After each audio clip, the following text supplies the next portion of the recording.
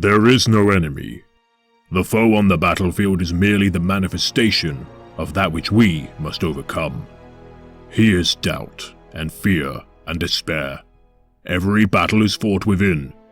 Conquer the battlefield that lies inside you, and the enemy disappears like the illusion he is. Virtue is often attributed unto the Primarchs of the Imperium.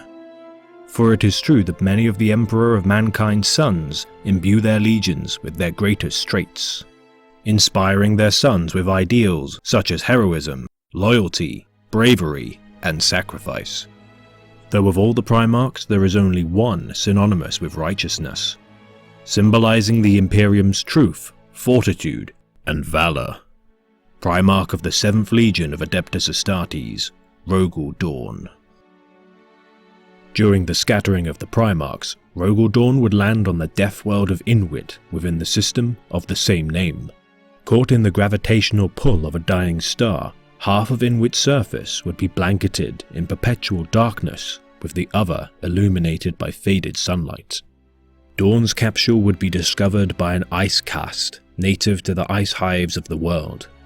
The Patriarch of the House of Dorn would raise the Primarch as his grandfather, teaching him tactics and survival skills.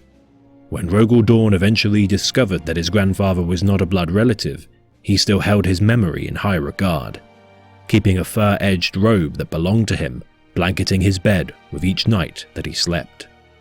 Inwit bred hardy people as the planet bore little of value, but Rogal Dorn would lead his caste, reaching other planets for greater resources and unifying the system's people under the Inwit Empire, with Rogal Dorn becoming its emperor. The Primarch would also discover a ship within the orbit of his homeworld, the Phalanx. A colossal vessel constructed during the Age of Technology, Dorn would spend years trying to reactivate it. Within 40 years of the death of his adoptive grandfather, Dorn would be discovered by the Emperor of Mankind and his Imperium. As the 7th Primarch to be found by the Emperor, Rogal Dorn would meet with him at the helm of the Phalanx. Returning the vessel to his father's care, Rogal Dorn would bend the knee to the Imperium, and the Phalanx would become the Imperial Fist's fortress monastery. Dorn would from this day remain fiercely loyal to the Emperor, becoming an exemplar of the truth. He would never tell a lie and be a staunch defender of the Imperium. Commanding his legion and expeditionary fleets with both military genius and peerless devotion to the task set forth by the Emperor, Dorn would be compared to his brother Primarchs due to his similar traits. Bearing the same discipline as Guilliman, the bravery of the Lion, and even revealing moments of reckless zeal akin to the Khan or the Russ. Horus Lupercal would even state that a fortification held by Dorn's legion of the Imperial Fists could stave off his own legion of the Lunar Wolves in an endless stalemate should the conflict ever occur. Tasked by the Emperor with constructing the capital homeworld of Holy Terror's Imperial Palace, Dorn would forge a magnificent fortress which would prove crucial in time for the upcoming betrayal. As the Imperial Fists were recalled to Holy Terror, the Horus Heresy would ignite the flames of betrayal. Warp storms would impede the 7th Legion's journey to Terra, allowing fate to cross Rogal Dorn's path with the escaping Death Guard battle captain, Nathaniel Garrow, and his ship of Loyalist forces aboard the ship known as the Eisenstein. As Garrow relayed his news of Horus Lupercal's betrayal, Dorn would barely contain his rage, almost ending the life of Garrow, believing his words to be heretical lies. With the intervention of Remembrancer Mercedes Olaton and her cortical implants, Dorn would see with his own eyes the tyranny and butchery of his brother Primarch, as his forces massacred their detachment of Remembrancer historians, poets, and artists. Dorn would dispatch the majority of his legion to combat the rebellious factions in an attempt to quash Horus's plans before he had amassed a sizable force. Returning to Holy Terror, Dorn would inform the Emperor and his subjects of the events that were transpiring personally. The Emperor would declare Dorn as the Lord Commander of the Imperium, charged with fortifying the Imperial Palace's defences. Dorn would assume command of the Imperium, whilst the Emperor managed the war within the Webway and his project to end the Imperium's reliance on warp travel. Whilst Malcador the Sigillite dealt with the politics of the Imperium, Dawn would divide the Sol system into several spheres of defense, attempting to contain the traitor advance and split their forces. With the beginning of the 31st millennium, Horus would enact his invasion of the Sol system. With Mars and the moon of Luna under attack, Dawn would helm the Phalanx and engage the traitor forces. Mercediolaton would travel to the station with urgent news of the traitor forces' actions, only to be revealed as corrupted by the demonic being known as Samos. Bringing with it demonic forces of chaos, Dawn would engage with the foul beings and continuously kill Samos.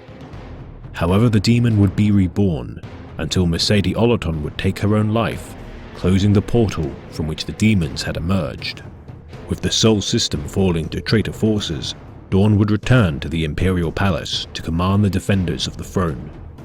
Leading the forces of the Bab Bastion and Sky Fortress, Dawn would forbid his Primarch brothers Sanguinius and Jagatai Khan from leaving the palace walls, intending to slowly bleed the forces of Horus with a protracted siege, buying time for the arrival of Rabute Guilliman's fleet of Ultramarines to turn the tide of battle.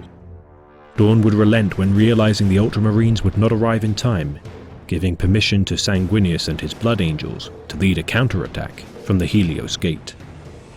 Dawn would position one of his lieutenants, Fafnir Ran, to defend the Lions Gate spaceport, and his most fearsome son, Sigismund, would engage the World Eater forces, aiding in the defense of the spaceport, only to be bested by his former friend, Khan. Dawn would save Sigismund's life, swatting away the chosen warrior of the Chaos being known as Khorne. Despite his stalwart defense, the Lions Gate would fall, threatening the integrity of the Colossi, Saturnine and Gorgon gates, imperiling the Eternity Wall spaceport. The Loyalist forces had the numbers to only protect 3 of these key structures, with Dawn deciding to abandon the spaceport. Dawn would set a trap at the Saturnine Gate, and at the height of the skirmish, clash blades with his brother Primarch, Fulgrim. Dawn would best his brother in combat, but the wounds he dealt would be instantly healed by Fulgrim's Chaos-born powers. Fulgrim would tire of the battle and retreat, sending his elite honor guard led by Lord Commander Eidolon to kill Rogal Dorn. With Sigismund's aid, they would survive the onslaught, and for the next 3 months of the siege, Dawn would not sleep or rest for a moment. Even for a Primarch, his superhuman body strained to exhaustion. Jagatai Khan would insist that he should lead a charge to retake the Lions Gate spaceport, which Dawn would allow. The Khan would not return from the spaceport, Dawn believing him to be lost. In a last-ditch effort to end the war, Dawn, Sanguinius, and the Emperor of Mankind would assault Horus Lupercal's flagship, the Vengeful Spirit. Dawn would be separated from the Emperor and Sanguinius during the assault. Later, he would find his brother's corpse and his father fatally wounded.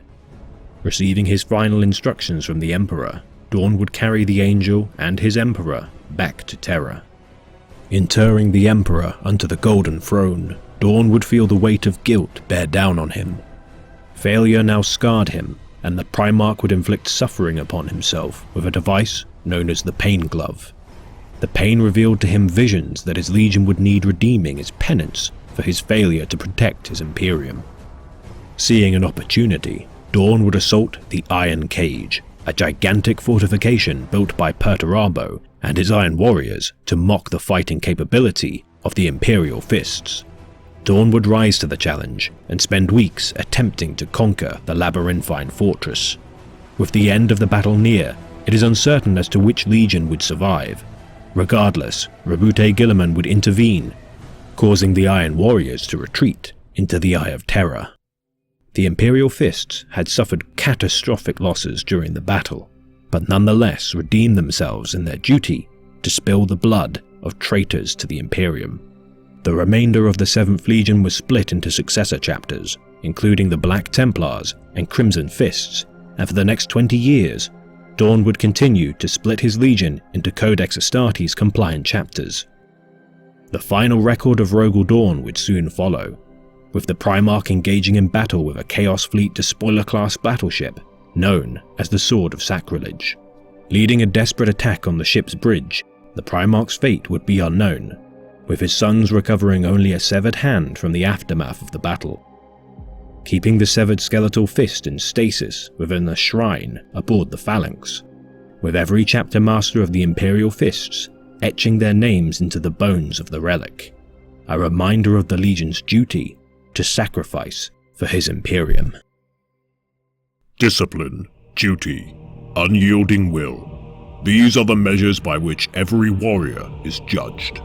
Unarmed, a warrior with these qualities will still find victory, no matter how long or arduous the path. When girded with the sacred armaments of the Adeptus Astartes, such a warrior becomes truly indomitable. This has been a tale of the Great Imperium of Man, read by the Remembrancer. Sons of Baal, still your rage, for in my next Vox transmission, we shall extol the deeds of the great angel Sanguinius.